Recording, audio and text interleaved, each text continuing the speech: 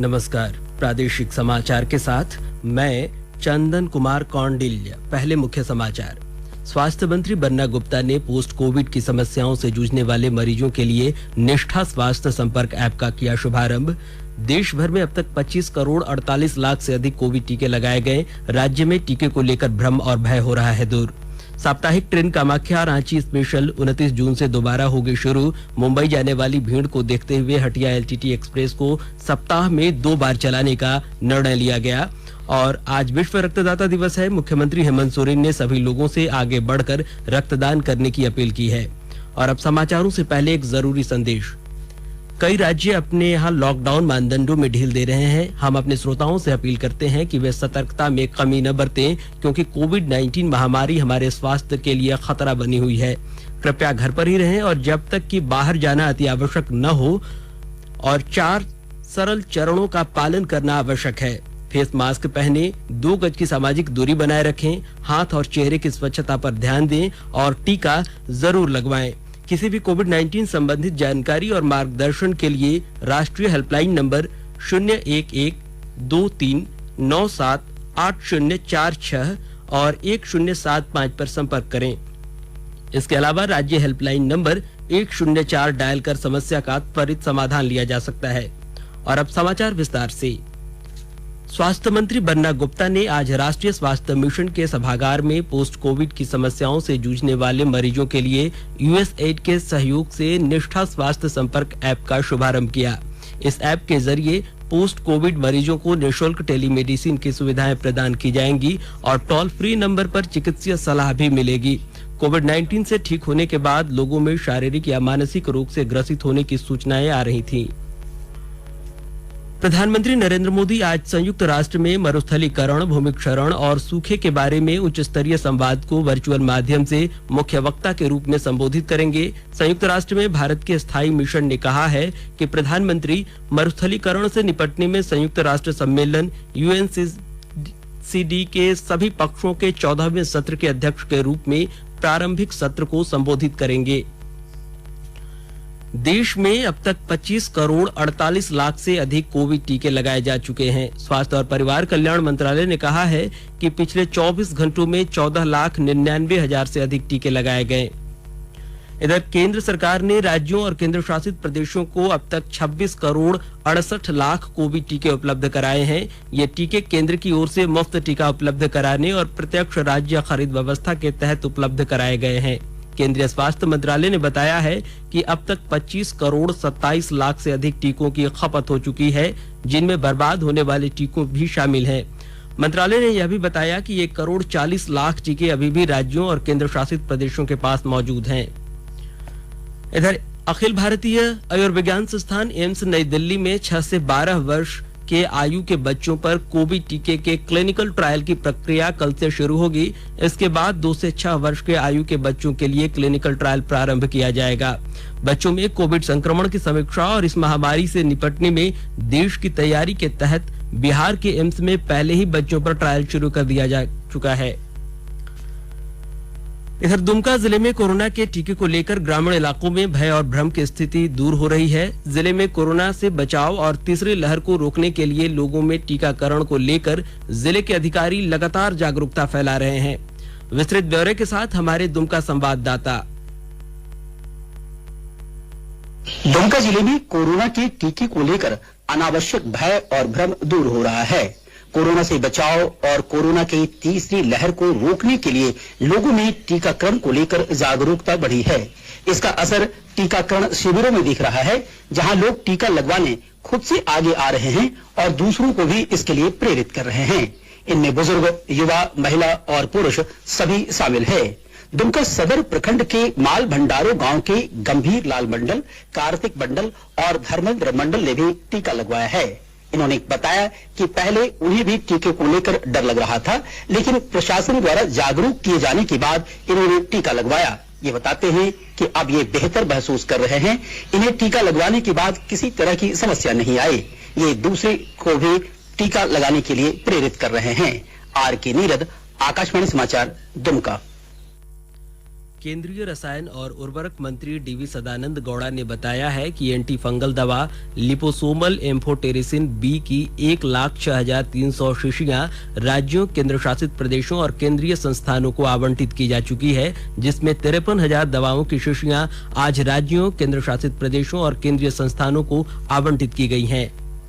इधर black fungus से आज राज्य में 5 मरीजों की मौत हो गई, जबकि राज्य में ब्लैक फंगस के कुल मरीजों की संख्या 126 हो गई है। इनमें 78 मरीजों में ब्लैक फंगस के लक्षण पाए गए हैं, जबकि 48 मरीज संदिग्ध हैं।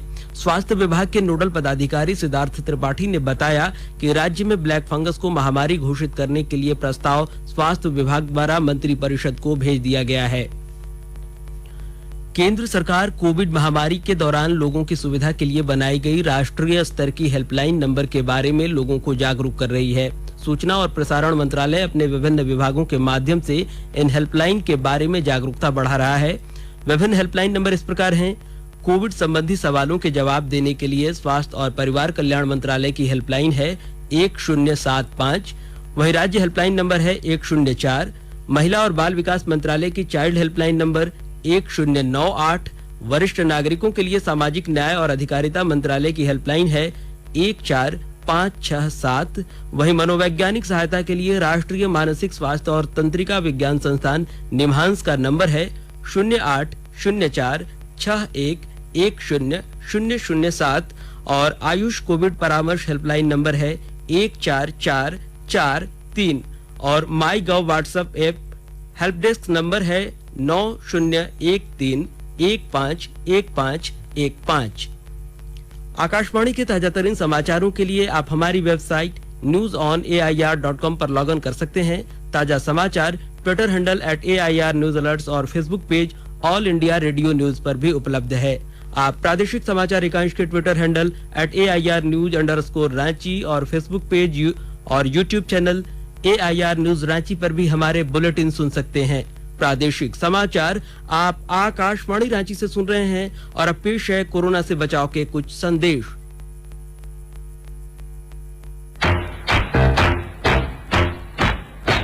चलो एक शुरुआत करें, चलो एक फैसला आज करें, मास्क नहीं तो टोकेंगे, कोरोना को रोकेंगे, चलो एक वादा करते हैं, चलो एक वादा करते हैं, मास्क नहीं तो टोकेंगे, कोरोना को रोकेंगे। भारत सरकार द्वारा जनहित में जारी। कोविड-19 से बचाव और सुरक्षित रहने के 3 उपाय। मास्क लगाएं, 2 गज दूरी है जरूरी, सुरक्षित दूरी रखें, हाथ और मुंह साफ रखें।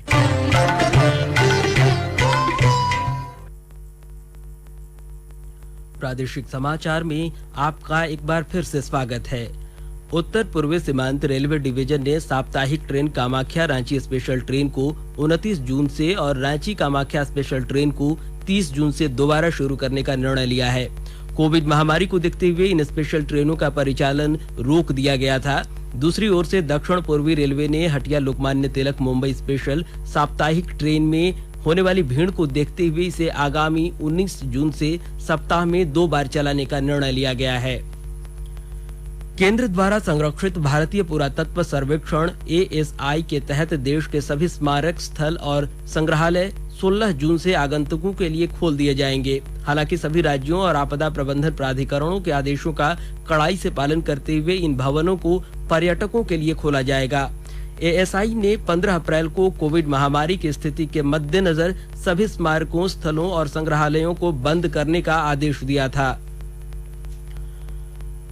इधर राज्य सरकार की मंत्रिपरिषद की बैठक आगामी 22 जून को दोपहर 4 बजे से झारखंड मंत्रालय में होगी। इस संबंध में मंत्रिमंडल सचिवालय एवं निगरानी विभाग ने अधिसूचना जारी कर दी है।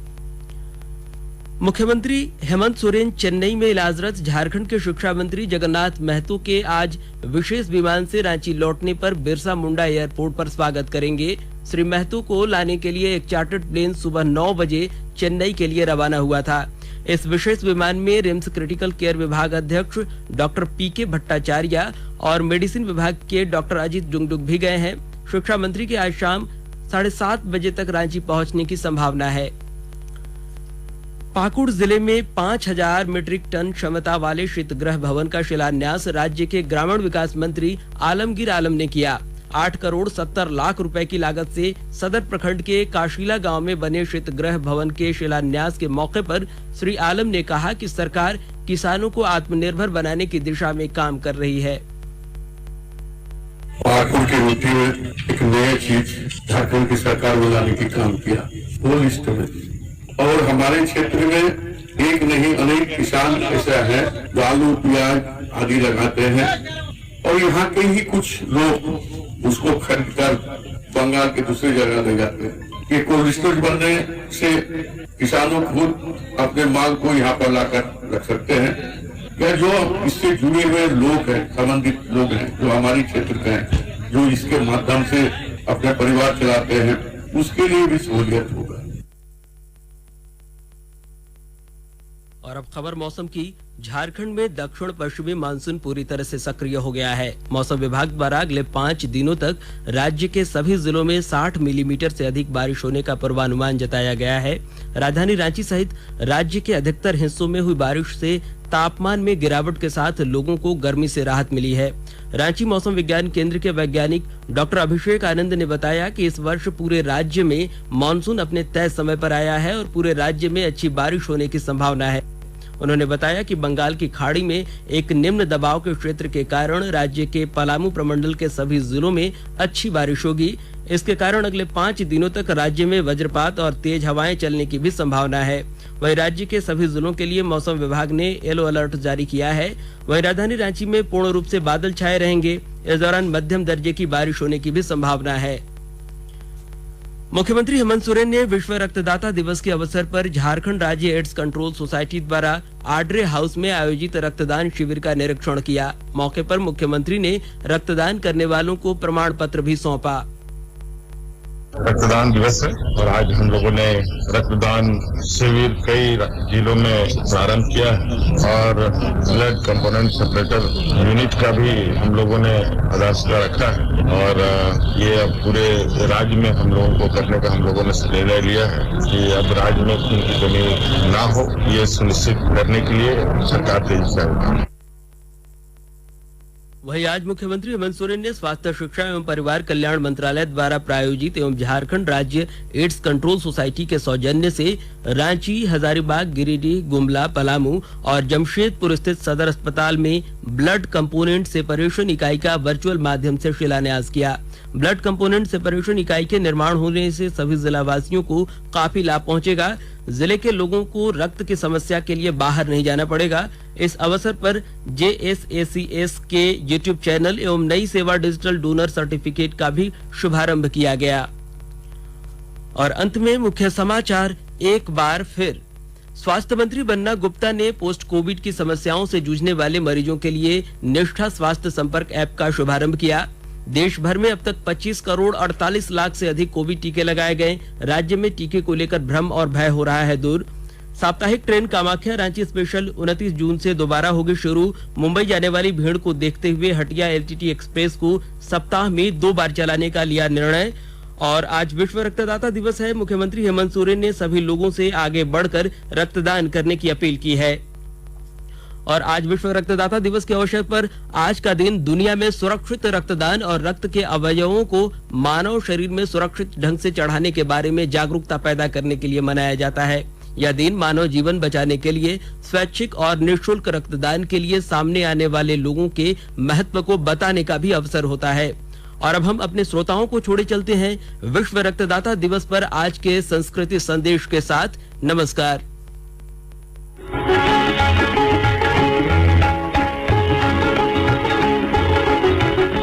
विश्व रक्तदाता दिवस हर वर्ष 14 जून को मनाया जाता है। विश्व स्वास्थ्य संगठन ने 2004 में 14 जून को रक्तदाता दिवस के रूप में मनाने की घोषणा की थी। इस कार्यक्रम का उद्देश्य लोगों को सुरक्षित रक्त उत्पादों की आवश्यकता के बारे में जागरूक करके रक्तदान के लिए प्रेरित करना है। इस दिन उन रक्तदाताओं के प्रति आभार भी जताया जाता है जिन्होंने रक्तदान कर किसी की जान बचाई है। सरसरी तौर पर देखने में तो ये एक जीव वैज्ञानिक प्रक्रिया दिखाई देती है, लेकिन इसका मानवीय, सामाजिक और सांस्कृतिक पक्ष भी बहुत प्रबल है। हम भी सर्वजन हिताय सर्वजन सुखाय की भावना का अनुसरण करते हुए स्वैच्छिक रक्तदान करें। सुन लिए दिए तो क्या दिए, तू दिए दिल जमाने के लिए। और सुनते रहिए आकाशवाणी।